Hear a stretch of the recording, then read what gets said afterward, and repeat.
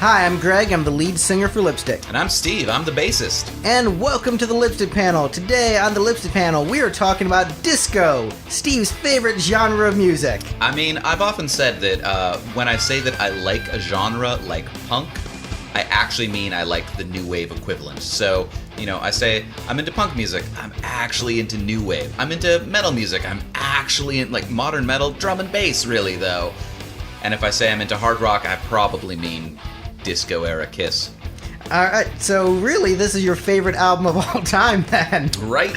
We're talking about the Kiss album Dynasty, the 1979 reunion quote-unquote album where the band got back together after their solo albums and alienated their hardcore fan base by doing a disco album. But is it really a disco album?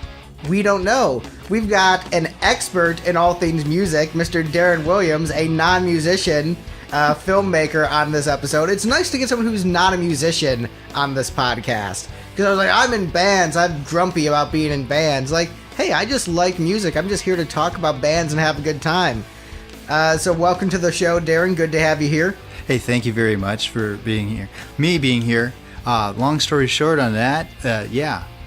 All these musicians, I watch them at concerts and they're just dead-eyed looking straight at how someone's playing an instrument. And I'm going, man, it's sort of like hearing when someone goes to a strip club. They know that nothing's going to happen, but get them to believe the lie. Just tell me the story or get me to believe the story. And that is what I really like about shows and about music is how does it make me move? How does it make me feel? That's what I love about this album. Yeah, so question for the panel. Is this a disco album? I mean, I don't listen to a ton of disco, but very little of it sounds like the Bee Gees. So I'm going to say probably no. Yeah, I'm going to say it's a rock album with maybe a couple disco songs. Really, I would say only 3 songs on this album you could argue are disco. The rest is straightforward hard rock. Yeah, and I think it was meant to be that way. Gene and Paul were always trying to find a way to monetize what they were doing and still be part of the cutting edge. And that was their way, man. Throw out a few of those songs, get them still into appeasing the disco crowd, and they're still using some of those songs to this day where they've rocked it up. So, I'm believing that it's a merging of both. Yeah. I mean, I remember this. I grew up with this same sort of thing happening in punk music, is there was this whole transition of punk music to pop punk music, and everybody got mad at each other over, is Blink-182 selling out by doing these more mature dark songs which aren't just 1564, or Green Day's fundamentally sellouts, and I feel like it's the same thing, just 30 years earlier, I guess 20 years earlier. If Kiss said, hey, here's what's happening in music right now. We're going to incorporate a little bit of that into our sound because we don't want to do the same album over and over and over again. We're not AC/DC. We don't want to stagnate, and there's always going to be some element. How dare my band change? Right, how dare they attempt to stretch themselves artistically? How dare they acknowledge that things have changed in the past decade? Yep. So, let's, go briefly around the panel with our experience with Kiss. Let's start with our esteemed guest, Darren. What's your experience with the band and this album? Well, I have to say that I've been reading a book lately. I've been also a life coach and a yoga therapist, and I've been known as the guy to get people on stage on time healthy for a lot of major bands. And it all started off with being around 10 years of age and listening to this album. And what I have to say about it is these songs are great. Maybe, I don't know, I'm not going to say musically superior, but they were inspirational enough for me as a kid to say, how am I going to lay out my life from this particular album? Dang, that's pretty good. And then, Steve, how about you?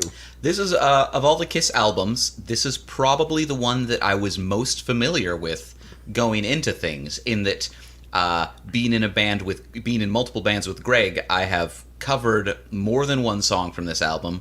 Plus, there was the Rolling Stones cover that I was vaguely familiar with before hearing the Kiss version of it.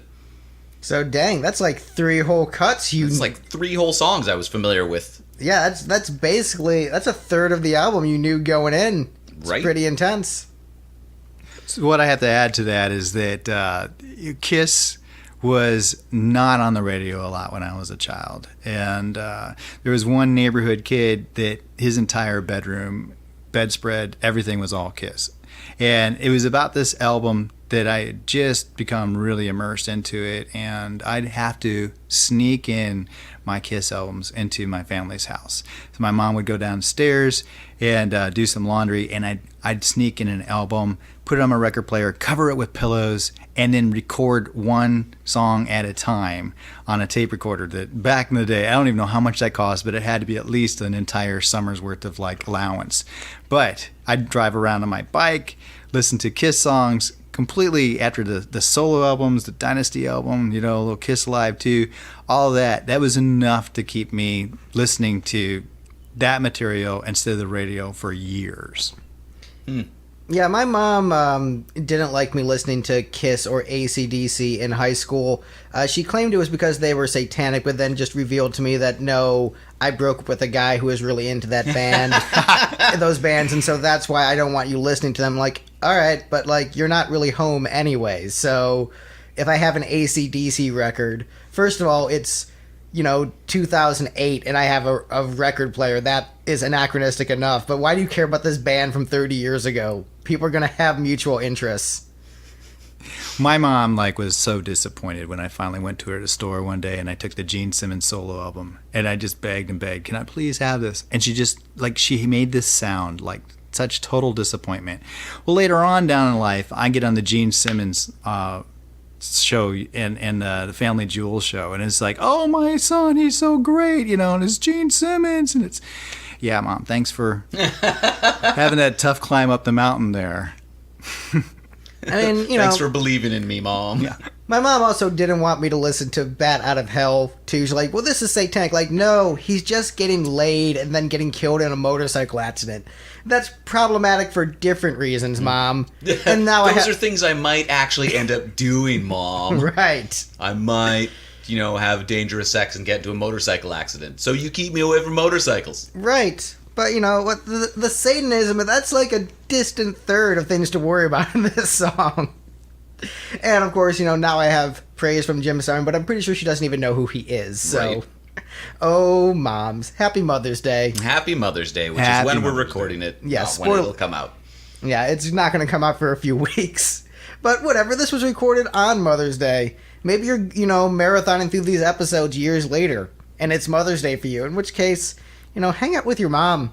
It's possible. Maybe we'll just, cut out those little clips and paste them into the pieces of Scariot. Pieces of Pisces, Scariot. How do you not... This still boggles me how this guy he claims this is one of his favorite bands and he doesn't know what any of the songs sound like or what the albums are called. I don't understand. I don't understand, Steve. I mean, it's one of my favorite bands. I never claimed it was one of my favorite albums. That is a fair point. All right, but let's get into this album. I didn't go through my experience with it, but I mean, who cares? You listen to enough episodes. Greg likes Kiss. He bought this album. He thought it was good. All right, moving on. So we've got 9 songs on this album, and coming in as the 9th best song on Dynasty. No surprise for me. The only surprise was how high Steve ranked it. Was X-Ray Eyes. Mm. All right, this is the only song on the album that I think is definitely bad. This just isn't a good song. The hooks aren't that good. It's just so boring for me. See, as I was listening to this album, I also had the Wikipedia page open, so I knew who had written any given song as it came up. You spoiled it. So I saw a Gene song called X-Ray Eyes coming up, was like, oh, I'm gonna hate this, and then was pleasantly surprised that I didn't. It was like, oh, this isn't about him, being a creeper and spying on people, good. So I put it in the middle. I mean, yeah, but here's the thing. If you have a Gene song called X-Ray Eyes, you want him to be a creeper in it. You want to... I don't know.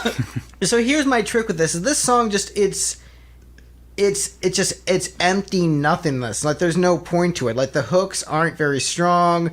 The vocals are very lackluster. The instrumentation is lackluster. Just all of it feels like autopilot and then like, whoa, let's dial it back a few steps from autopilot. There's just no energy, no passion, nothing of interest in this song. There's not like the, oh, I'm Gene Simmons, here's my gimmick, or, oh, I'm going to go extra Beatlesy and have a good melody. It's like, there's nothing here of worth. Well, there is nothing probably of worth, and I'm with you. On my song list, it would be the last song. The only thing I could really see into this is like Gene's beautiful ego saying like, hey, this girl says she doesn't want me, but I know she really does. And that's, I have X-ray eyes, and I can see through your lies, you know? That's what it's really about, and he's expanded into, you know, a few minutes of a song. Like, I think the problem with this song is I have the Peter Criss solo album that came out right after this when he left Kiss, and there are some really good songs on there that they demoed for Dynasty, and those songs would be better for this album than X-Ray Eyes. This is easily the weakest cut on this album. I just, you know, there's still a part of me that likes it because there's a part of me that likes every Kiss song except for one, which we'll get to eventually. So there's still parts of it I like, but the rest of the album is so good that this is just, it's a very distant last place. Like, there's a huge gap in quality. There's 5 songs, actually no, I'd say 6 songs that are all about the same quality. Like, yes, these are A+. Then you've got a couple that are like, okay, maybe these are like A-, B's, and this is a C song. This is, you know, and when I say C song, I don't mean about like Sailing the Ocean Blue, because then it would be a much better song. A sea shanty called X-Ray Eyes. It would be much better than what we got. I would like to hear more sea shanties in the Kiss discography, actually. Yeah. Disco sea shanties. But yeah, and now I'm sad for the world that never was. Wait, so hold up. You were saying that there were some Peter Criss demos that made it to a solo album that would have been better on this album. So but, his solo album after leaving Kiss. Yes, his next solo album. But you've said before that Peter Criss is your favorite member of Kiss generally, yes. And so do Peter songs sound better as Kiss songs, or do they sound better as Peter solo songs? You know, it's hard for me to say. I would say, in particular, one song they demoed for the album, "Out of Control," sounds the Peter solo recording sounds better than the Kiss demo. However, none of Peter's Kiss demos sound good, and so they always sound vastly different from the finished product. So I think it still would have been a good song, would have sounded different than on the solo album, but it still would have been good and better than X-Ray Eyes. But you can sort of picture how it would have sounded as a full Kiss song rather than as a fully Peter Criss solo song. And so that's the question is, as somebody who, you know, didn't hear any of these songs until a couple decades later after you were born, do you think it's a net gain or a net loss that he realized those songs as Peter songs rather than as... I'm going to say net loss simply because his solo album had less exposure. I feel like if he had another cut on this album, more people would have heard it and would have realized how great those songs were. And so the arrangement might not have been as bluesy and jazzy as I would have liked, but I think it would have still been well performed. And so I would say it is ultimately a net loss. So the sound quality of the song maybe would have gone down a little bit. But you would have gotten more Peter Criss music overall, you think? Yes. If he'd been on the Kiss album. All right, interesting take. So yeah, I think what would have happened is you would have had a really good song added onto this Kiss album, and then he would have just replaced that song with another really good song on his solo album. So I'd rather trade a good Peter Criss song for a bad Gene Simmons song. So in the perfect world version of this album, in the perfect world version, this song Vinnie Vincent joins midway through and just starts shredding all over the album. It's about 4 songs longer. Ace leaves the band mid-album. The Ace songs are still on here, but then all of a sudden you have Vinnie Vincent joining Kiss immediately in the perfect world. See, I was going to say the perfect world version of this album is, this song is replaced by one of those Peter demos, and then there's a sea shanty disco song replacing the number 8 song, which is... The number 8 song is Save Your Love. So this song I loved a lot in high school. I was like, whoa, this is a cool Ace deep cut. This is awesome.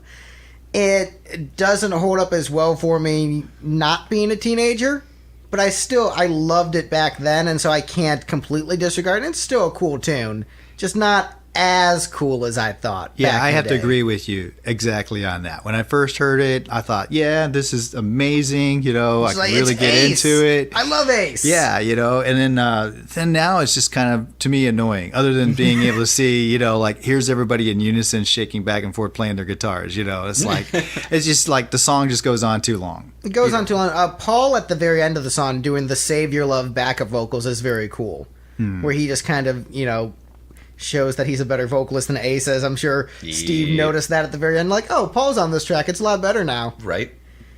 Yeah, Steve does not like Ace. He hates rock and roll.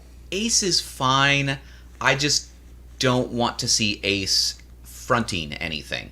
Like, Ace isn't a good front man because he just doesn't have the vocal chops, especially when he's stacked up with the rest of the band. Like, this song really highlights how mediocre of a vocalist he is, especially like when the rest of the band comes in and they're stepping down their own vocal abilities in order to not stomp all over his lead lines with their backup choruses. Like, oh, we gotta sing pretty deep on this, guys, because Ace isn't singing very high.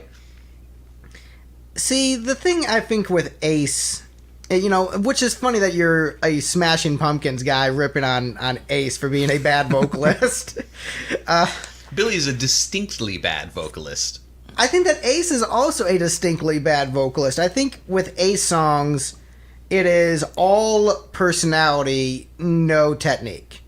Like, I think someone once described Ace as his vocal style is can't sing, don't care, is his vocal stylings. And if you like the Ace persona, if you buy into Ace as who he is as an individual, you will buy into Ace's songs. If you don't buy into that and aren't into the Ace persona, then yes, his songs are not going to work for you. And once again, I have to jump in and say that... Yes, please jump in. I began, you know, you've got 4 different members. They created the colors, the characters to be able to say, like, hey, who can you identify with? And I started off with Peter Criss. And then I merged more into, like, yeah, I want to be more like Ace because he seems like this fun, getting out there kind of guy. And, yeah, I can't freaking sing for anything. So it's like, sure, now, you know, when I'm singing along to the Ace songs, I go, man, I kind of sound like him. And it's like, that's cool. So when I would put the makeup on and be like, yeah, I can be Ace. I can be just like Ace. And it doesn't matter if I'm like the greatest singer or not. I can still be one of the coolest bands in the world. So what do you want to do with your life? Right. And so I went with that. And I think the thing to remember with Kiss is that everyone has their favorite member, but in like their heart of hearts, they know their actual favorite member is Paul Stanley. Like, you can say my favorite is Peter Criss, but you're not a Kiss fan if you're not a huge Paul Stanley fan. Right. And like you can say I like Gene, like, yeah, but Gene in the 80s. You're going to have fun with Gene in the 80s, Steve. It's just going to be all kinds of terrible nonstop. Like, increase the terribleness of the lyrics and greatly decrease the quality of the music. Like, it just both directions are stretching thin. Is that when he starts getting into the, you know, the lick it up, play the eighth notes straight through the song era? Yep. Okay, all right. So there's let's see, something about comparing a vagina to a hornet's nest. Put my log in your fireplace. Golly. Yeah, so that's Gene in the 80s. I'm excited for that. This song is about butts. The bass line goes do do do do do do do do do do. Well, in fairness, you know, we'll get to that song when we get to it, but I think that was actually a good musical choice. Keep it simple for the recording and just make it as accessible as possible. So I'm fine with that. But that's albums away. That's spoilers. Spoilers. You're the one who made me cover it. We got asked to do a Kiss set. I'm not going to only play stuff from the first 3 albums. All right, so Save Your Love. Any other comments on this song? Yeah, we could just save it. All right. Yeah. Oh. Speaking of Ace Frehley, next up on the list is Hard Times. Yeah. Hey, it's almost as if I ranked all the Ace songs way at the bottom, so they got bumped pretty low. Yeah, so Steve, why do you hate Ace so much? Because he's a mediocre vocalist, and this one also had really bad lyrics. So here's Or really mediocre lyrics. I guess they weren't like gratingly bad. It was just like, that was an obvious choice. So here's the thing. I'm actually really a fan of the lyrics on this one. Mm-hmm. It's like, oh man, like, yeah, when I was younger, I had some hard times growing up, got harassed by cops, just trying to live my life. And I'm glad that I have the success that I do now, and I'm so glad I'm not going back to living in the hood. That's a very relatable lyrical theme. I guess because I grew up with perhaps more hard times, I'm like, yeah, I relate to this. As opposed to the, Wisconsin. The hoods of Cassville, Wisconsin. Right. The wrong side of the... Actually, you could live on the wrong side of the tracks, but that means you're homeless living in a really nice park. Right. I grew up in Iowa, and I just have to say, it wasn't that bad of a life. And I'm like sitting there thinking like, wow, these people must have really had it bad. And in my mindset, I'm like thinking, well, they're really millionaires right now. So it's like, how bad can it be? But I think I remember the other night, you and I were like up front in front of everybody else, banging our heads to, this song. So it still has value. They did play Save Your Love, didn't they? Yeah, I thought it was Save Your Love, and they also played I Still Love You. Hashtag the rock and roll residency. Yeah, love those guys. Yeah. And this, but Hard Times, you were talking about how Smashing Pumpkins lyrics, it's better that you can't hear them in the mix, so you can just interpret them however you want with universal lyrical themes. But these are pretty universal lyrical themes as a teenager, like poverty sucks, and, adults harassing me sucks. Like, that's something I think a lot of, teenage and Kiss fans in the 70s could relate to. Like, man, the cops do need to get off my back. And I think this song is good because it serves as a great connection between band and fan, where it's someone saying, like, yes, I remember those experiences from my youth, and I'm now on the other side of it, but there's still a little connection to it. I think that's a good way of acknowledging the past and moving forward. And so, yes, Ace isn't necessarily the smartest guy. He doesn't necessarily have the best vocabulary, but does the average Kiss fan have the best vocabulary either? Maybe that's the problem, is these so-called universal lyrical themes that they're singing about didn't apply to my life growing up. I need Kiss songs about my halfling failed his saving throw and then he got eaten by a rust monster, and it's the worst. We'll get to the elder soon, my friend. Girl, I miss my orc friends.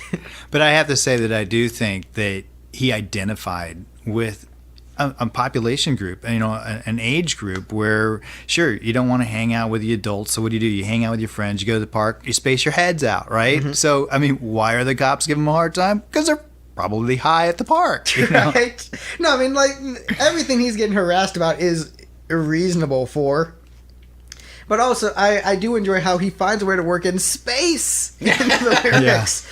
Yeah. That is one thing I will give a lot of credit to these guys, where they're good at incorporating their gimmicks into their songwriting. Mm-hmm. Like, that is something Kiss did a very good job with, and having each member be distinct. But I think that's all the comments we have on Hard Times, I feel. Well, I'm going to say this, though, too. He does say, like, hey, I'm glad I'm not back there. Right. You really can't erase the memories. It's like you can't unlearn, but you can discern. So in my career, what I do is being like the life coach, I just look at that and go, hey, this song is still applicable. You can look back at your past. You can say, it's made me for who I am, my character. So I'm cool with that. You're glad to be from the hood, but you don't want to move back to the hood. No. So next up on the list, we have Magic Touch. Oh, you guys rated it that low? Well, here's the thing. All these other songs are the A+ songs on the album, so any one of these, if this was on a different Kiss album, could have been the number one song. All right. As far as I'm concerned. So I'm just going to say Magic Touch. I'm surprised it's down there. I have it fourth on my list of my favorite songs. But it's only because of the story content that I'm still probably trying to find that woman out there that has that magic touch. You know, I'll let you talk about. You ranked it the highest, so talk about magic touch a little bit. I did. I mean, I ranked it, you know, like fourth down if I had a tape playlist. You know, what I would put onto the song, what I'd want to hear. So, I liked it in many ways. I mean, there was some of the musical effects that they had in there. I don't know. To me, it was more about the story. Like, get me to believe in this mysterious woman out there. For me, the big appeal about this one is the chord choices that Paul Stanley makes. Those are some excellent melodic, rich, full chords. Mm-hmm. And I think just listening to just the rhythm guitar alone on this song is really fascinating and just really awesome. Was this the one where, like, the vocal melody didn't change much while the guitar switched to a minor tone, like halfway through each stanza kind of thing? Yes. Yeah, I liked the guitar work on this one. Like, this is a prime example of why people say Paul Stanley is a great rhythm player. Like, this is just rich, full sounding, and, you know, as good as this version is, when he did it live on his solo tour in 2006, the song sounds way better. And just, it sounds, I think it's a lot heavier than this version, which I know isn't, you know, what we're ranking the studio cuts, but it's a very cool song. It's nice that Paul has sort of a more aggressive rock song on the album, because the other songs are more disco-y than this. This is a more conventional rock tune, but it's very melodic. It feels very much like a carryover from a lot of the stuff from his solo album. It's a cool tune. I like it a lot. Yeah, I ranked it somewhere pretty well in the middle. I thought this was a solid enough song. It's possible it would have been ranked much higher on a different, like, most of the songs on this album, if you'd put them on an earlier album, just because the band has gotten better at what they're doing. I feel like the solo albums were sort of a major shift in terms of they had figured out what they're meant to be doing as a band, how to really record what they're trying to accomplish, how to express their message in the studio in a way that they hadn't in the first albums. So I feel like most of the songs on this album, if you put them on one of the first three albums, would have been way in the top level of things. Right. And this one is, I think, one of the more underrated albums in the catalog, because this one doesn't tend to rank as high amongst Kiss fans generally, but sellouts. Yeah, basically because of that. But I would say that any of these first 6 cuts on the album is an A+ song, and this is, for me, you know, it's one of the first 6, so it's fantastic. Yeah, it's really kind of hard to decide, you know, because those really are good, and I'm like, oh man, I don't want to be judged. And even though no one's knowing what anybody's put down, it's just like, I wonder how everybody else ranked these songs, because I love them, you know? No, there's just a few I hate. I mean, they don't hate, they just, I mean, I want to say I love every song, but it's like, yeah, the rest of these songs are amazing to me. Well, for me, there was a clear last place, and then a clear second tier, okay, and then everything else was the toughest ranking I've had to do on the show thus far, because they're all so close in quality. Right. And it's not like, oh, well, this song is definitely better. Like, it depends on the mood.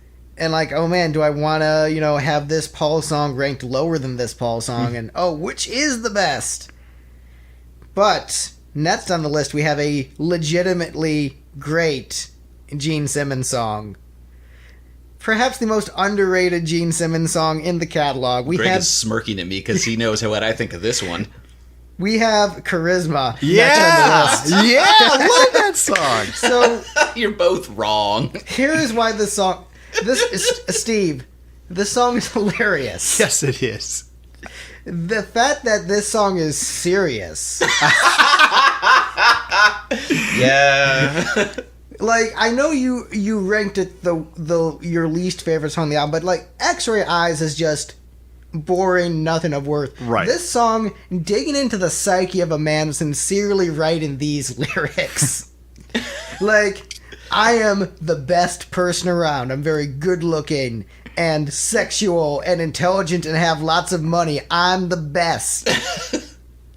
The fact that Gene like wrote this song unironically is so amazing. But on top of that, you know, I know you didn't like the song, but I think he's got a great vocal delivery on the song. like one of his best vocal deliveries of the 70s. I think musically it's very menacing, and I think that's so perfect with the lyrics that he has. Because it's not...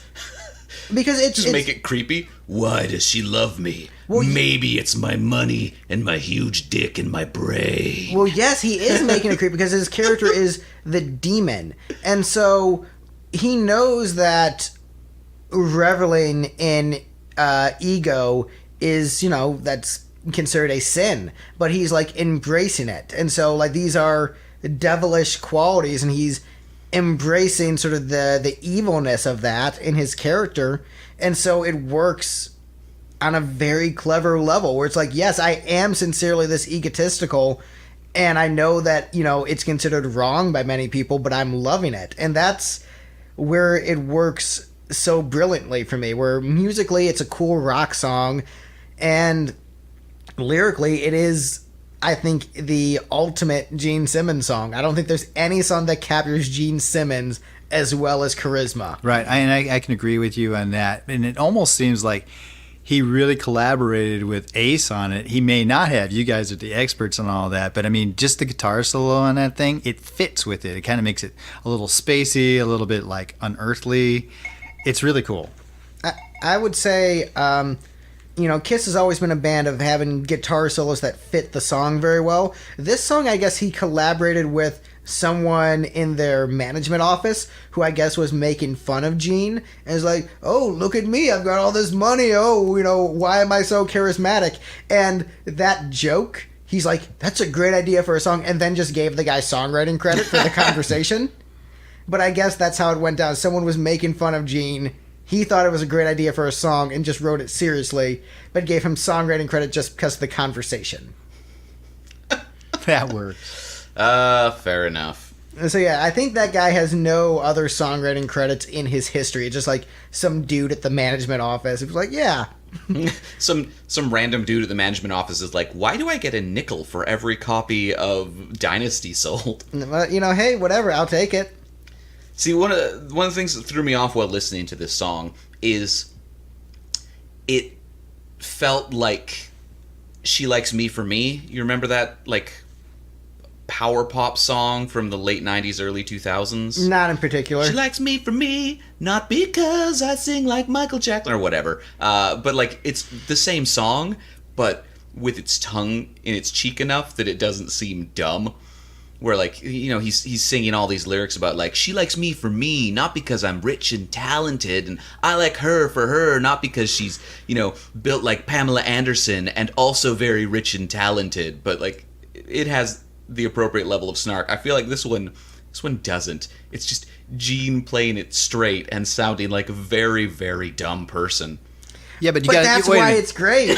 So like, wait. The thing is, like, the reason the song is great is because Gene isn't in on the joke with you. Like, that is why the song is so fantastic.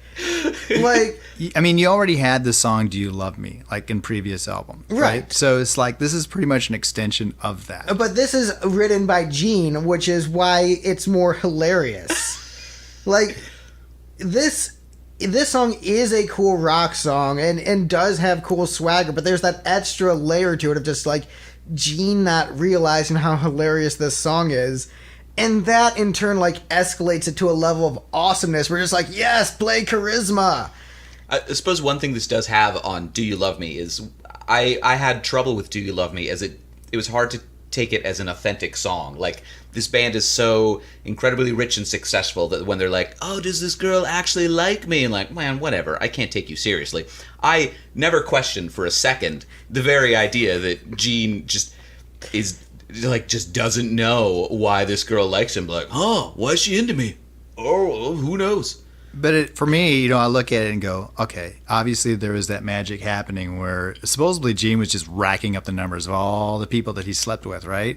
And he's looking at this in one way and questioning himself, like, hey, why is it that you really do this? Do I really have these abilities? He was putting on this big superhero persona of being like this demon, and it's like, but as a man looking at this, he goes like, hey, you know what? I'm almost convincing myself I have this gifts, on top of the superstardom. I am in fact very smart and good looking. Yeah. Yeah, this song is amazing. Just, I feel like a psychiatrist would have a field day with this Yeah, track. there we go. Just delving into just the psyche of Gene Simmons. I've been listening to Pot of Thunder a lot lately, and they split this song up into 2 episodes, analyzing the song, 1 episode for the music and 1 just for the lyrics. I haven't gotten to that episode yet, but I'm 100% convinced it's going to be all kinds of great. There's so much to dig into in this track, and I'm so glad that the Gene Simmons band guys have convinced Gene to play this song. Like, they know how great this cut is. It's... Once again, if this was on a different Kiss album, this could have been the best song, but there's just so much other great material on this, and so I wholly disagree with you. There is no way the song is worse than X-Ray Eyes. Absolutely not. I mean, the one way that's technically worse is that reverb on his voice is pretty bad. I know, I think it's great. I think it fits the song very well. The production is great on this track. The only thing is I'm not super into the vocal harmony on the chorus. It's a bit dissonant, but apparently I was talking with Phil Schaus, that was done very deliberately. And so all right, well, if you did it on purpose, whatever. I guess congratulations. Yeah, and to Phil, and to those guys in the Gene Simmons band, why can't you please just tell me, what is it that Gene Simmons, and if anybody else knows out there, what is it that Gene is saying before the intro, of Radioactive? Tell me what that is, He says Hosanna, and he says, sounds like Sanjam. It's like, why can't you guys just, Gene told him, and he said, well, we just simply forgot. So, yeah, whatever, dudes. I mean, it might not have been that interesting. If they forgot, it probably was just like, just like Right. lyrics from Damn Yankees or something. Just something just very uninspired. All right, but next up on the list, we're moving into the top 4. The sole Peter cut on this album, Dirty Livin'. Yeah. All right. Oh, no, this was the one with the chord changes that I particularly liked. Oh. Yeah, I think so, yeah. All right, well, then talk about Dirty Livin', I guess. So it had that thing where the vocal line didn't move much, but the chord line moved to a minor chord underneath it, and that was a very good arrangement choice. So here's the thing I'll say about this track. I think when I read your notes, there was something that sort of sparked in my mind. I think the vocals are mixed way too low on this track, and so you can't really pull out the melody from it. Like the other songs in the album, the vocals are mixed way higher, but they kind of buried Peter's vocal in this one. Yeah. And there's a lot of reverb on his voice in this one, more so than on the other cuts. I do think the vocal melody itself was a little meh, but I think this was a song that was arranged well for what it was. I think if the vocal was mixed higher, I think you might have had a higher opinion of the melody. I've had more time to listen to this one and really lock into that melody and appreciate it. But the first couple of times I listened to it, the vocal melody didn't grab me. But I think it's mainly due to the mixing of this track. Mm-hmm. But this is, when we're talking about songs encompassing like the band members for what they are, this is Peter Criss the song. This is like, I liked the song a lot. After reading Peter's book, I loved this song because this song just encompasses that man's life. Just debauchery and swagger and just all kinds of ridiculousness. Like, this is... I'm Peter Criss and I do cocaine! I do cocaine and heroin, and I engage in shady deals, and I will probably kill a man with a knife. Like, that is this song, and it is so refreshing to have something like this sleazy on a Kiss album, because so much of Kiss is like, we're sleazy, but we're also superhero good guys. No, you're a bad guy in this song. This is straight up, you are a debauched, shady character, and this is the guy wearing cat makeup. Yeah, and so when I had said I had first admired Peter Criss, his character and everything, and then listening to this song and like saying like, how do I base my life with this song? It's like, I do not actually go out and apparently do drugs, but it's just, for me, like they would talk about him like, yeah, I'd knife somebody. I'd actually had heard that, that was like his character, the cat with the claws and knives. Well, all right, so for me, I think musically, it's beautiful. I mean, just to sit there and listen to it. It's not really rocky or whatever, for the content or whatever. But the subject matter definitely is, and it definitely shows where he came from. But at the same time, I go, well, I'm not really going to probably see myself being a Peter Criss as a kid. That makes the cat makeup seem much more appropriate, right? Because cats, everybody loves cats. They're cute and adorable and fluffy, but 1 in 4 of them just commits murder all the time. Right. I mean, they didn't have those numbers back when they first recorded this, but yeah, about 25% of house cats will kill you. Yeah. And by you, I mean small mammals, just for fun. Yeah, I mean, hey, that's intense, and like this song, like it's, I like a lot more funk than Steve does. Yeah. And so this is a very funky tune like that. It's got a very driving bass line. You've got some really cool like arpeggiated guitars, in different sections. Just very cool arrangement. The only weak thing in this is just the production on the vocals, where you can't hear Peter sing about how debauched he is.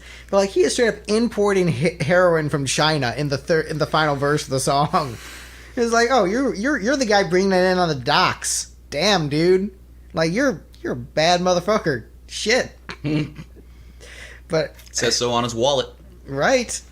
This is, and also Steve, I maybe knows this from reading Wikipedia, but this is the last track that the original lineup recorded together for many, many years. Oh yeah, I think it did say that. Because Peter was MIA for most of this album, and then the next album he's not on it at all. Mm-hmm. So this is one of the last of the classic era. But man, this is just a cool song. It's a great song, and then later on in life, I was out in Redondo Beach, California, and that's where Peter would be residing, and meeting him in person, he seemed totally different than what this song is. Like he was like this humble guy, it's like still kind of happy but sad still. It's like the clown makeup, right? Like sad guy behind the makeup. But yeah, he wasn't anything like this, I'm gonna kill you. He was just this really laid back, like humble kind of guy. He mellowed out after years of killing people. Right. He should cover that Ministry song about Dick Cheney. Ministry has a song about Dick Cheney that, like, they have a bunch of vocal samples that they splice together to get him to say, like, I'm Dick Cheney. I killed a man. I have many knives. Yeah, that would be a great song for Peter Criss to cover. So, next up on the list, we have the highest ranking Ace cut on the album, a song that Steve actually liked from Ace, which is shocking. It might be the first in the catalog. Yeah. Well, you like New York Groove, which was another cover. So Ace is killing it with covers. We have 2000 Man next up on the list. Yeah, I thought this was as I've said many times before, Ace's biggest weakness is his vocal skill, and this is one that he managed to. I think he was pushing himself a lot more vocally on this song. I think when he writes for his own voice, he doesn't push himself at all, but when he's covering a Rolling Stones song that he doesn't get to write the melody for, he actually had to like sing up there and match what the original did, and it worked well for him. Also, I was sort of impressed that they were like, second song on the album, cover song. Well, I'll say this. Ace, in his solo career after Kiss, he does have a tendency to do like at least a cover per album. So that's like he's big on doing cover tunes. So that's probably something he noticed, was he shines on these cover songs like New York Groove and 2000 Man, where he covers like Fox on the Run by Sweet, Do Ya by ELO, which actually became a minor hit for him when he covered that. So that's one of his shticks, is doing cover songs. Like Emerald by Thin Lizzy, he also does, with Slash doing guitar with him on that track. Interesting. But with 2000 Man, this is, a bona fide Kiss classic. They played the song live a bunch of times. Kiss fans tend to like this song. One of the things I've read is that this song was placed second, so that Kiss fans who were really upset about I Was Made for Loving You didn't just throw out the album. This was like the lifeline to the older Kiss fans who still wanted them to rock. It's like, all right, guys, this is Ace. You love Ace, right? You love the Rolling Stones too, right? This is Ace doing the Rolling Stones. You're still with us, right? You haven't left yet. Like, this was the way of like making sure that Kiss fans didn't completely jump ship is why this was placed second. You know, and what's also really cool about this is that remember when the song was written and where we are now, 2018. Right. And so, we're in the future. Yeah, and 2000 for us was like we're going to be like the Jetsons and flying all around, right? And it takes a lot for people to really believe that we didn't have internet, you know, at the time. And there wasn't any of that. The and affair so, with a random computer is a really great precursor to pornography. Right. So, yeah, beyond having your piece of plastic film, you know, but and who knows what those funny flowers are. But, I mean, full on, how many people really nowadays really do have affairs and they're on their computer, you know? And There so are websites dedicated to just that. yeah. Right. So the point is, I mean, you got Brought to you science by Ashley fiction Madison. writers, and all of a sudden things in movies Sponsorship. become reality. Here's Ace, who, you know, they say he's just some stupid drunk dude, and yet here he is. I mean, really spacey, like, man, I'm in science fiction, and this is what life is going to be like, and he plays it well, man, through this song. So, it's such a great song for the spaceman character to cover. Like, it's a very excellent choice, and it is better than the Stones version. Granted, the Stones version is like a weird acoustic piece, and so it was really easy. Like, guys, what if we, like, you know, sped it up and used electric guitars? Like, yeah, well duh. Like, of course it's going to rock more when you do it that way, but this is the definitive version of the song for many people. And that is really impressive that Kiss could overtake the Stones. Like, granted, they went for the low-hanging fruit of Stone songs to cover and do better, but, like, hey, they still did it. This is our hardcore cover of Ruby Tuesday. Yeah, it's like, you know, that's gonna... They picked the right song to cover because it's a big deep cut. They were able to take that deep cut and make their own. You know, you've talked about how you don't like covers that do the Right. same thing as the original. I mean, you've heard the original. This is completely different. I don't know if I actually have heard the original, or if I have, it's been a while and I don't remember how it goes. But basically, imagine this much slower on acoustic guitars, sung by Mick Jagger. Yeah. Like, just much slower and on acoustic. You're like, oh, well, yeah, this one rocks. Go with the rock version. Always go with the rock version. But yeah, we're moving into the top two. Second place song surprised me. I did not expect it to come in second place based on the votes of the panelists, but it did. Second place song on Dynasty is "I Was Made for Lovin' You." Silence. I put it in first. You know, I put it in first. Yeah, So where did you put it, Greg? Yeah. all right. So here's the thing. I put it as the as number 5. Well, okay, so Alright. wouldn't you think this would be, though, the definitive song that says what this album is? So here is the thing. What I did with this album, I think, songwriting wise, this is probably the best song on the album. This is the definitive song from the album. But with this album, because all the songs were so close to me, I went based pure on emotion and how much I love the songs. And so I think this is probably the best written song on the album. And I still love it, but there's other songs on it I love more. I love Dirty Livin' because of just ridiculous Peter Criss debauchery. You know, I have, 2000 Man, I love it because it was like an Ace cut I'd never heard before at the time. It was really cool to get another awesome Ace cut. So there's lots of reasons why I picked the songs that I did above it, but I mean, there's no denying this track. I mean, Steve ranked this the highest out of any Kiss song. 11 out of 10. 11 out of 10. So, is this your favorite song in the catalog thus far? I mean, semi-ironically, I think in terms of, like, actual songs that I'm likely to go back to and listen to on purpose, it's still the outro of Black Diamond from the first album. But this is one of those ones where the definitive in my mind version is strong enough that I don't really pay attention to the actual version of it. So in my mind, the definitive version of this song is the Regdar and the Fighters cover, where we replace most instances of the word "you" with "dudes" because it's funny, and we drop the bridge entirely. So here's what I will say about Kiss. Literally forgot there was a bridge when I was listening to this album this week. Like, wait, Kiss is a band that works best if you listen to them semi-ironically. Like, I love Kiss. They're one of my favorites. But like a lot of Kiss's 60s Batman for me, where it's like, what? No, I don't take this completely seriously. Why would you? Like, there's a part of you in a deep primal level that's like, yeah, Batman, kick the Joker's ass. But it's also like, but you're having a beach party dance contest. Some days you just can't get rid of a boat full of cocaine. Right. But, I mean, this is, I think, the best performed song on the album. In terms of, like, what they set out to do with the track, this is, I think, the clear winner. Paul, great vocals on it.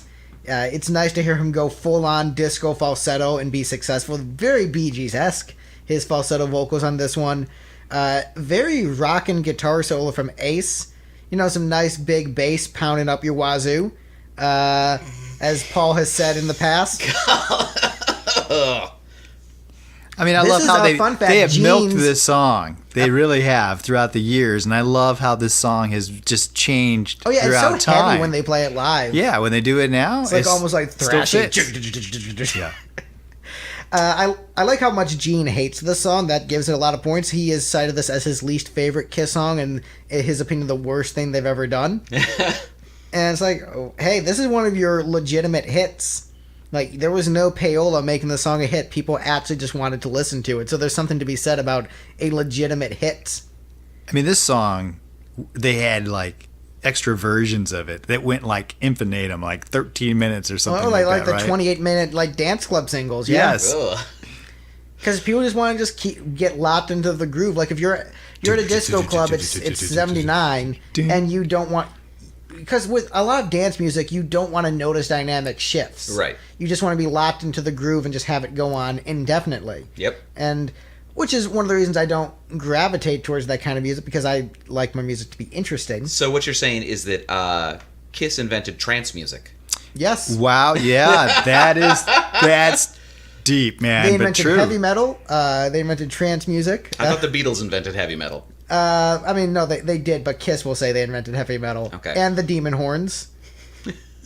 They did. But, I mean, they had, like, what was it, Club 54 or something back in the day? Studio 54. Yeah. And so they found their way to tap into that crowd. Yeah, hey, this is a great nose whiskey song. You just do some cocaine and dance all night to I Was Made for Loving You. Mm-hmm. The you in this song is cocaine.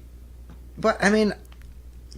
taking out all the ironic jokes, it's still a well-performed, pop song with rock and disco elements, and I can see why it was so successful. Like, that is a very strong melody, and also, props to this song for being the first song that brought Desmond Child to the world as a songwriter. Yeah. Like, Love this Desmond. was his first, he had, like, his local band that didn't really go anywhere. And then this was his first big mainstream breakthrough. What was the name of the producer that was on this album and like wrote a third of the best, co-wrote the best 3 songs on it? Vinnie Poncia. Yeah, Vinnie Poncia. I feel like he added a lot to this band. Vinnie Poncia, who also produced Peter's solo album. Yeah. And so that was one of his conditions. Peter's like, you have to bring in Vinnie, otherwise I'm quitting the band. Like, all right, fine, whatever. And then Vinnie's like, I like their songs better, Peter. Betrayed. I have to bring in Vinny, but that was a good choice. Adding Vinnies to Kiss is never a bad choice. It isn't. And also, he had previously worked with Ringo Starr, so his hits like Photograph and stuff was Vinnie Poncia. So this is a guy with a really good track record for excellent pop music. Mm-hmm. Did well for Kiss. A lot of people don't like how poppy the stuff with Kiss got, but his like quotes and interviews about working with Kiss is great. Like, look, I didn't force them to go into a pop direction. They just submitted the songs to me. I'm like, I guess this is what we're doing. If they wanted to do a rock album, I would have done a rock album. That's not what they wanted to do. I just did what they wanted to do. And I'm like, yeah, don't hate on Vinnie Poncia for, making the band popular, because he really didn't. He just did his best with what they were trying to achieve and did a very admirable job. And as much as I talked about how you'll probably hate the next album, that is also Vinnie Poncia producing. Yeah. So maybe you won't hate it. Who knows? Might be a good sign. But before we get to the number 1 song on the album, let's go through the list in order. Coming in as the 9th best song on Dynasty, X-Ray Eyes. Followed by Save Your Love. Then Hard Times. Followed by Magic Touch. Then Charisma. Followed by Dirty Livin'. Then 2000 Man. Then I Was Made for Loving You, but in a surprise upset, surprising even me when I did the math and the votes, Sure Know Something won out as the best song on Dynasty. I did not rig the votes on this. I'm gonna put that out there. I did not rig it, but this is my favorite Kiss song, and I'm glad it won. It was number 3 for me. It was my number 3 as well. Was it? Yeah. Well, there we go. Well, we're sitting on the couch over here, so Right. and I feel like the top 3 on this click. album were easily I Was Made for Loving You, 2000 Man, and Sure Know Something. I put this one as the third of those 3, largely because this particular arrangement is a little bit slow for what it is. This is another Vinnie Poncia co-write, I believe. Yes, I believe so. Yep. The only real complaints I have on this one are that they're back to playing songs a little bit too slowly again on this one, and they're pushing 30 at this point. It's getting increasingly weird for them to sing about 17-year-olds. So I think... Alright, so I first heard the song when I was a teenager, and this is, for me, less creepy because he is putting himself back in, like, the mindset, remembering the emotion he felt back then. Right. Rather than just, like, actually saying, I want to bang a 17-year-old. Because he's putting himself back in the emotional state he was back then. Like, when I wrote Girl Dressed as Sailor Moon, it was to, and feel that emotion of that character that is the younger me, rather than sincerely, like, being attracted to that person. You're attracted to the idea of what that person is and what they become over the years. And, was there a chance for that to be your true love? And, Steinman, so many songs about being 17 years old. That's just the perfect age for a rock protagonist to be. Because you're not yet an adult, held down by the legal responsibilities of society, but you have more freedom than a child. It's that perfect middle ground. And I think this one, melodically, excellent melody. I think the way that the choruses just amp up, it's very glam rocky. It's heavy for the tones that they're using. Paul does a very emotive guitar solo on it. Great harmonies. I have this one has the most nostalgia for me. There was a Kiss DVD that had the music video for this song on it, and I just kept rewinding to the video because I thought it was just awesome. I loved Paul's like weird, Vegas-y Dynasty era outfit with like the purple sparkles all over him. I just thought it was cool. And this song, like lyrically, I took it in its own direction, where the line, I've been a gambler but I'm nobody's fool, I took that as just sort of an anthemic statement of life. And so, like, when I was, I had this weird situation where I went back to Connecticut when I was a teenager and confronted my stepdad. And, people who know I've got some issues with him listen to previous episodes. And, like, this song was sort of in my head, and I interpreted, like, the gambler but nobody's fool line as saying, I'm not going to take your bullshit and your lies. Which I know that isn't what the song is about.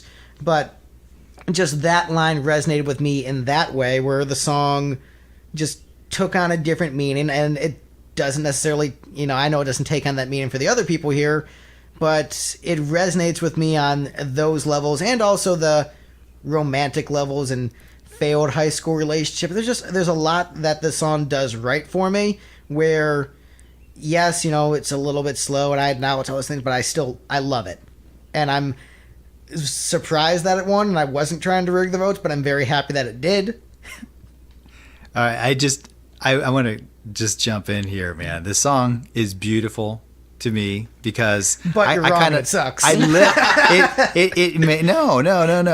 lived it in a way of like, here's this mysterious girl, right? You got your first love, let's say, maybe. Like I told you, I had to sneak in my Kiss albums. Well, for me, this song, there was a girl that lived across town, so I'd have to wait till my parents went to sleep, and I'd sneak out at night and go all the way across town, sneak into her window, spend the night over there and then come all the way back in before my parents woke up. So for me, yeah, it's like, yeah, this girl taught me a lot of the things that I didn't learn in school, you know? She was amazing. You know, she was also 3 years older than me at the time, you know? I mean, it's like still in school. Yeah, so you might have been 17 and she might have been 19, which is of legal age. Well, just a dream. Actually, it was a little bit more like I was 13 and she was like 16. Hey, so man, it's gotta like, eat when you can. so in long story short on that one, man, I just have to say that I loved it. And to this day, you know, I still look back and go, you know, that she had that mystery about her. And I did learn things from her. I still have a little heart for that person, even though I've been around, you know, gambling in life and stuff like that. There's still things that one of the real lessons you learn in life is probably that little bit of love and lost, you know, and it's like, man, can I go back to that time? You know, but it's a fond memory. Yeah, I think, you know, a lot of people have that lost love and you wonder what could have been. You know, if you and that chick hadn't been such stupid teenagers and had been able to work out your bullshit with each other, what would your life be like? And, you know, I look at the girls who I had things with in high school and I look at their current lives and I'm so glad it didn't work out. Yeah. Where I'm like, yes, there's like the heartfelt lost love, but like, oh, it's like, I saw the choices you made. It is very good that it didn't work out between us. But I get where it comes on a raw emotional level. And I will say, Paul Stanley, out of every member of KISS, is the one who taps into raw emotion the best out of all these guys. Peter is great about singing about cocaine and drugs. Ace is great about singing, I'm from outer space. And Gene is great for making you laugh at his songs. But Paul is the one where you can listen to KISS unironically. And that is impressive. See, as somebody who's officially on record, you know, having not dated in high school and thinking the whole, I remember when I was a teenager dating this girl, it was the best. I'm on record as that genre is very silly. And increasingly weird to sing about the older you get. No, I didn't officially date till I was 19. Nobody in my high school went out with me, you know, and KISS was like, you know, something like having to be out into a girl's room at, you know, in the middle of the night, that counts. Yeah, it could count, but it wasn't like when I went to school with in the morning, we weren't holding hands, you know? I mean, and it's like, and the age difference is like, what would the girl 2 classes ahead of me be, you know, hanging out with me? But the long story short, I was trying to live the life of what KISS was putting out there and presenting. But yeah, you know, when you talk about not dating and then afterwards, like, wow, you know, like my older self would tell my younger self, like, hold on, dude, it's going to be really cool. Don't worry about it. But yeah, I can definitely relate to this song, even though not being 17. Here's what I'm going to say. I think the reason why so many songwriters do it is because when you're a teenager, you're more emotionally volatile. Right. As an adult, you start to mellow out, like, okay, I've got shit to do. I can't, you know, throw my entire life down the gutter for a relationship or lack thereof. But for song and inspiration, you want to tap into raw emotional power. And so you go back to that time frame because that's where so much emotion and core memories are built. And so I will say, like, this isn't Christine 16. Which is just like... that one's super creepy. Like, that's a creepy song, but this is purely pining about, like, the emotional level. It's not like, you know, oh, I just want to go back and bang this chick. It's like, it's a song of heartache. And I think that's much more... for me, this song isn't creepy the way that, you know, some teenage songs are. Like, I think this is a very well-crafted, excellent song. And... you know, a lot of people like the unplugged version better, but I do like this version quite a bit. Well, when you mentioned Steinman writing a lot of this sort of song earlier, and that's one of the things I really like about him as a songwriter, is I feel like he embraces the silliness of it all. Like, all of his songs are like, I'm a teenager and I'm about to have sex for the first time! like they're all very silly. They just sort of embrace, like, you're a teenager, your hormones and emotions are all jacked up to 11 for no good reason, so yeah, we'll just sing about how ridiculous that is. And, you know, maybe even throw in a postscript about how 10 years later you're like, everything, all those decisions I made were bad. Right, but It fulfills what it's supposed to be as the band. Sex, drugs, rock and roll is what we know as what rock and roll lifestyle is. And this has all of those elements in this on album. this album, all of those elements are there. You've got Peter Criss providing the drugs. Yes. You've got Gene providing the sex. Oh, yeah. And then you've got Ace is providing like... the rock and roll. And then Paul's like, well, I guess I'm just going to sing about my feelings. Ace has I guess probably been the main client from Peter, too, from his songs, too. Like, hey, you got that shit from China, dude? I guess if there was still plenty of sex and drugs, I could do without the rock and roll. And the funny thing is, even though all this stuff is in there, and I said, like, this stuff has, like, helped me be who I am today, it's so funny how I wasn't really going around doing, like, a lot of sex, a lot of drugs. I was just rock and roll for the lifestyle of, like, they made everything sound happy and optimistic. That's what I really loved about this album. You can have some really hard, intense lyrics, and musically they just change it up a little bit to make it like, man, it's making me move, which is why I like funk music and everything, too. I would say lyrically, there's really only 2 songs on this album that really resonate with me, and it's Hard Times and Sure Know Something. Just charisma. And look, I know I'm a very good-looking man, but I understand why women are attracted to me. It's because I'm a very good-looking man. It's because of my giant brain visible outside of my skull. Right? So you're like N Cortex from Crash Bandicoots. But yeah, Sure Know Something. Definitively the best song on this album because of math. That's just how it worked out. Because math. Because math. So, I don't know about you guys. I was surprised with the end result. I really thought I Was Made for Loving You was going to sweep and win. I'm not that surprised by, the top 3 were the ones that I expected to be the top 3. The fact that their order was a little different isn't a huge upset to me. The only thing that really threw me on this one was X-Ray Eyes versus Charisma. And how we just fully disagreed with you. Right, yeah. I don't know if you would find a single... there's probably some weird Kiss fans like, no, X-Ray Eyes is the magnum opus of the catalog. There's probably some dude out there, but most Kiss fans, I think, would definitely put Charisma above X-Ray Eyes for the exact same reason we did. Yes. Like... that song is weird because I think there's so many Kiss fans who are like, I hate Gene Simmons and I love Charisma because I hate Gene Simmons. I've heard so many people say that, but So the question that springs eternal then is, what makes Charisma good? But what is Charisma's charisma? What makes Charisma good, but let's put the X in sex bad? See, I like both of them for kind of the same reasons. Like, well, we haven't gotten to that song yet, but let's put I hear tell that most Kiss fans hate it. So here's the thing: most Kiss fans hate that song because they're not listening to it ironically.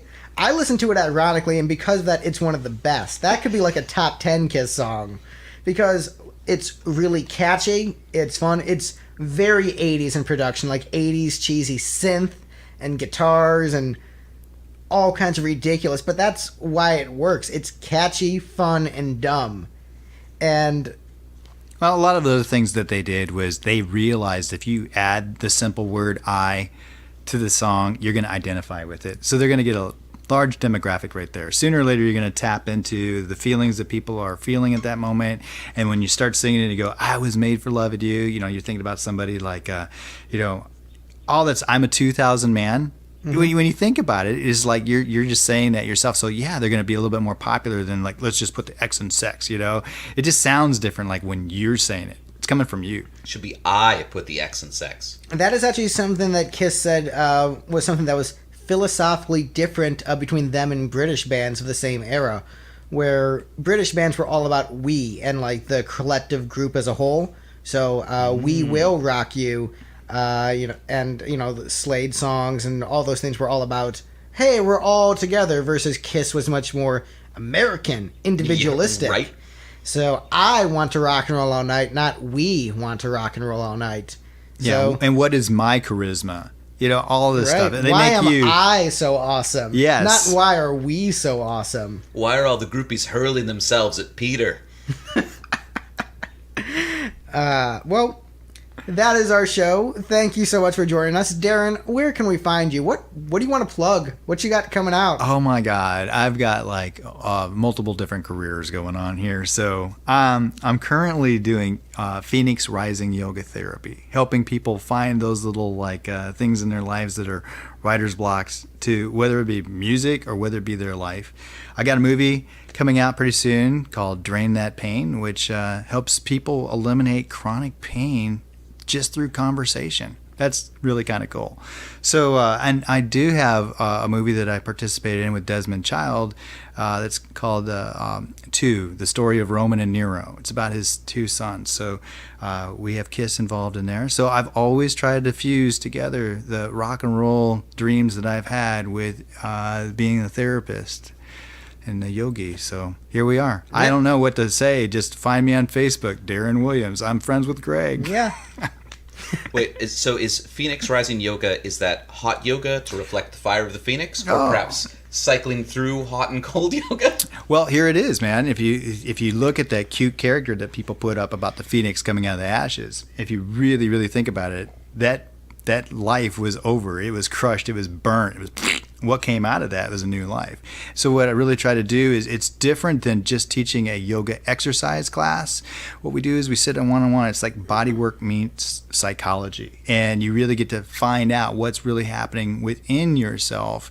Why do you feel the way you do? Why do you subscribe to certain people's opinions and claim it as your own?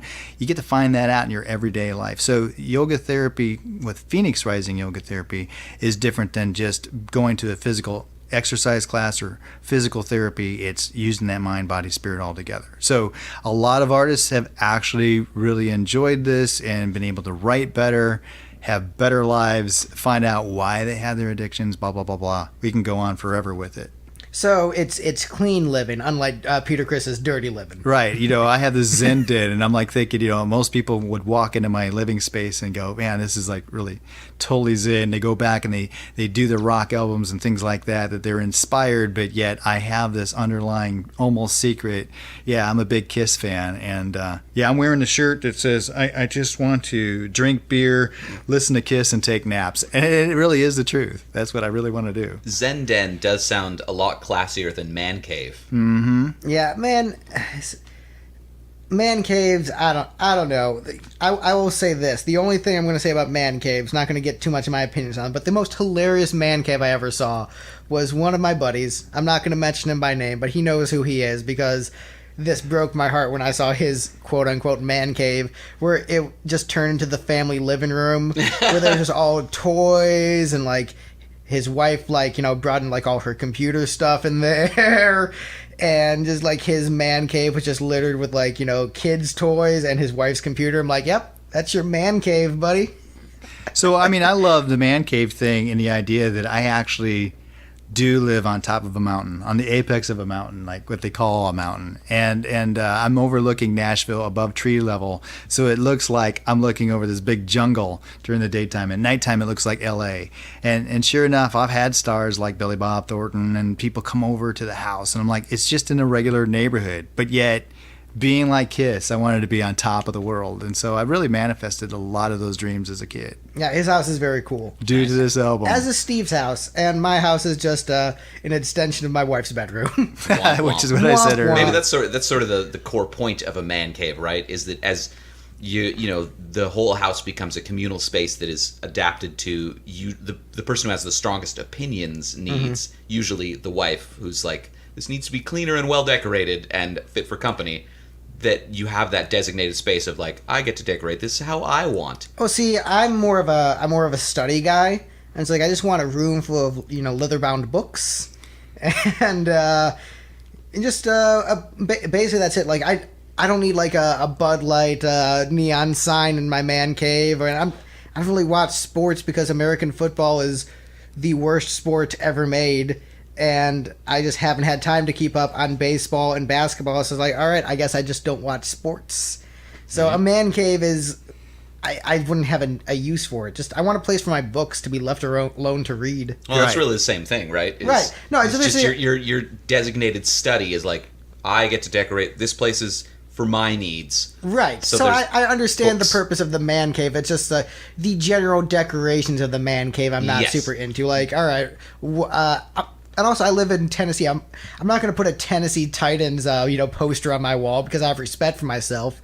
And I'm from Cleveland. I'm not going to put a Cleveland Browns poster on my wall once again because I have respect for myself. You could put a Preds poster up. I mean, yeah.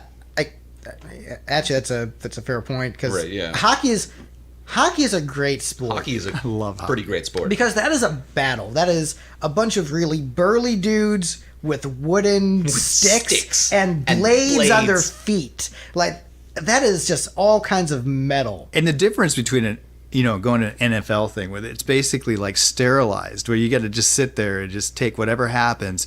At a hockey game here, I mean, you got an entire crowd in unison going, "Ref, you suck," and it's okay to beat down somebody, and it's like it's expected. So, I mean, it's cool. It's a real... Sports are such a toxic culture. Well, but man, my thing about football, I'm going to go off on it. That is the most boring sport because it's like 2 seconds of movement, then stop and readjust everything for 2 minutes. Yep. It's like, why are you doing that? I would just rather, like, at least baseball, it's a slow and steady pace. Like, it's slow, but at least you, like, can lock into a rhythm. That's what rugby's for. Right. Like, American football just feels like a drummer who can't keep time, versus baseball is like, okay, this is a very slow blues jam, but at least I can lock into the groove that's happening here. And then basketball is just like, let's just run, ska, the whole time. Boots and cats and boots and cats. I'm like, all right, yeah, I can do this for a couple hours. But yeah, that is our show. We are Lipstick. Find us at lipstickgeneration.com. Tell us how wrong we are about Dynasty and sports. That's the Huey Lewis album. We're not doing that one. Tell us to do sports if you want. That's a great album, actually. Have you heard it? I haven't listened to it all the way through now. Well, you haven't lived yet. That's true. Like, if you die and go to the pearly gates, you're like, turns out the real test was whether or not you listened to sports. Not whether or not you believed in Christ as your Lord and Savior, but have you listened to sports by Huey Lewis and the News? But that's the trick, is if you haven't lived until you've listened to sports, then presumably you just get sent back. Yeah, you would. I am immortal. Yeah, you're a Highlander. Also, I can only be killed by having my head removed great. or finally listening to Huey Lewis and the News' sports. A Kind of Magic by Queen. Great album. I have that one. I mean, but basically, I don't think Queen has made a bad album. I'm just going to toss that out there. And by that tune, I also don't think Kiss has made a bad album. They've just made less good albums. But we'll get into that next week. See you next time, folks. A great day.